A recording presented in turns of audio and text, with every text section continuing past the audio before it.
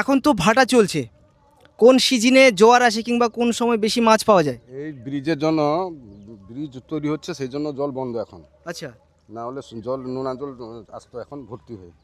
এই যে সমুদ্র কাঁকড়া, সমুদ্রের কাঁকড়া দেখি, মানে এখন যে আপনারা মাছ ধরছেন এটা সমুদ্রের, এটা সমুদ্রের কাঁকড়া তো? ধরে নেবে, হাত ধরে নেবে। এই যে সমুদ্র কাঁকড়া।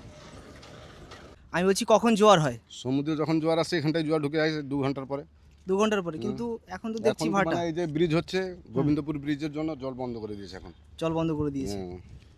তো আপনাকে অসংখ্য ধন্যবাদ ওনার মূল্যবান সময়টুকু আমাকে দেওয়ার জন্য। আর অবশ্যই তোমরা কোথা থেকে আমার ভিডিওটা দেখছো অবশ্যই জানাও, আর সাইফোন থেকে দেখে থাকলে কিংবা আমাদের পানিপাল সরিষা কিংবা এই এলাকার পাশাপাশি দেখে থাকলে অবশ্যই ভিডিওটাকে শেয়ার করবে, আর আপনারাও শেয়ার করবেন যাতে আমাদের এই সাইফোন ব্রিজ সম্পর্কে অনেকের কাছে এই বার্তা পৌঁছে যায়।